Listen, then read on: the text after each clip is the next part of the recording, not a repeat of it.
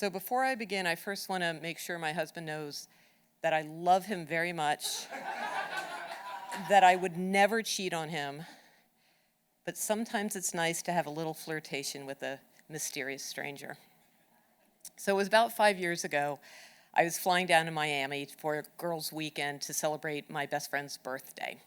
And I got to BWI Airport a little bit early because I knew I wanted to get something to eat before my flight left, and I really wanted to have a glass of wine to kick off the girls' weekend a little bit early. But it was super crowded at the airport, and by the time I got through security, I had less than 45 minutes until my flight was going to leave. So I start rushing through the airport, dragging my bag behind me to find a restaurant where I could get something to eat and my precious glass of wine. But every restaurant I passed was full up. No seats, no tables available. Pulling my bag, getting closer and closer to my gate. Can't find any place where I can sit down. I get to my gate, and I notice there's a bar across the hall from the gate, and there are a bunch of tables around the bar. But again, every seat at the bar was taken, and every table had somebody sitting at it. I started to panic. You might actually say I was feeling a little bit lugubrious. And there was even other 8 or 9 other passengers who were hanging out around the bar, desperately looking for any kind of movement, like an eagle to swoop down if anybody was getting up so they could take their table. So as I'm there trying to think of what to do, I notice in the back of the bar there's a table that's meant for 4 people, but there's only one person sitting there with 3 other chairs around him. And I realized the other people who were waiting for the tables, nobody was going to take the chance and go up and ask if they could share the table with this man. I wanted my drink, so I said, I'm going to take this chance.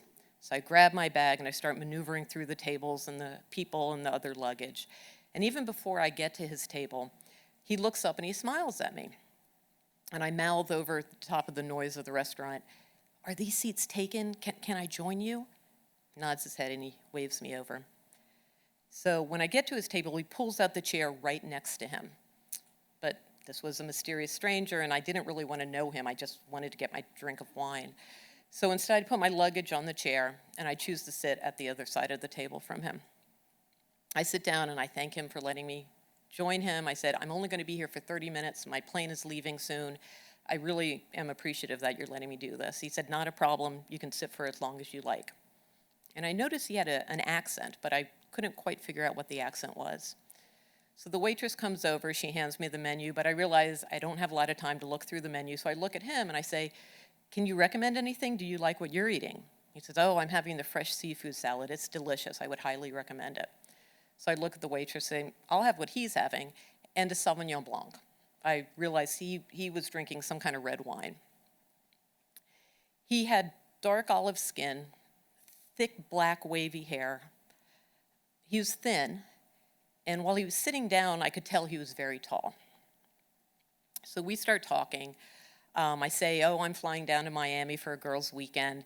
He tells me he's waiting for his flight that was delayed to fly back to Chicago. He had been in Baltimore for a business trip.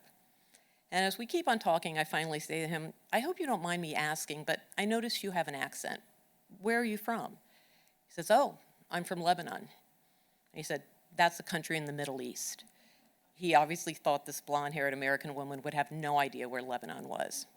I say, oh yeah. I said, so tell me, how's the government in Lebanon now after, I know last year your president was kidnapped by the Saudi Arabian government and forced to resign? He sat up and looked at me, how did you know that? I explained to him I was a writer and I'd recently done a very in-depth article for a magazine about the growing power of Saudi Arabia.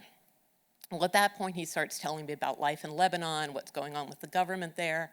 We start talking about global politics, about religion. And soon the conversation starts morphing into more of personal stories, where we had lived over during our lives. It ended up we both had lived in London at the same time, but obviously never met each other. We started talking about countries we'd like to visit. He loved France, I liked Italy. I ordered a second glass of wine. I had about 10 minutes left to get my flight, and if you didn't pick up by now, I can drink very quickly. When I sat down, I didn't find him handsome, but I had suddenly started to notice the sharp angles of his cheekbones, his long neck.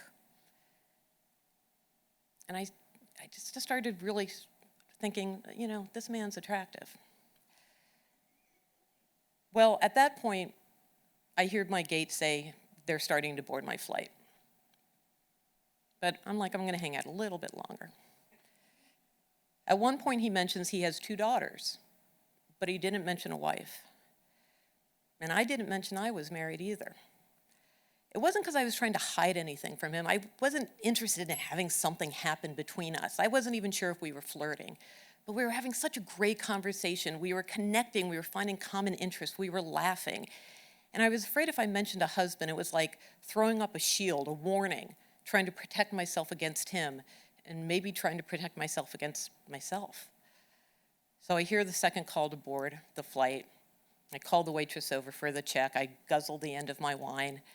And as I'm starting to put my money down on the table, just for a fleeting second, I think to myself, what would it be like to kiss him? And I start thinking, what does he think about me, this brash American woman who came up and sat down next to him? But instead, I stood up, put my hand out, and I said, thank you so much for letting me share your table. He took my hand and he said, it was a pleasure talking with you. So as I turned around, I walked away. I was smiling to myself, and I felt this strange kind of joy, this hope that here are 2 completely separate people from different parts of the world, different life experiences, and yet we were able to connect. We were able to find common interests, to laugh, and have this open and wonderful conversation. And I was really proud of myself that I had the courage to go up and sit down with him.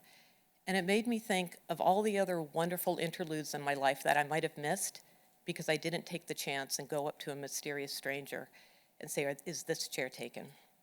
Thank you.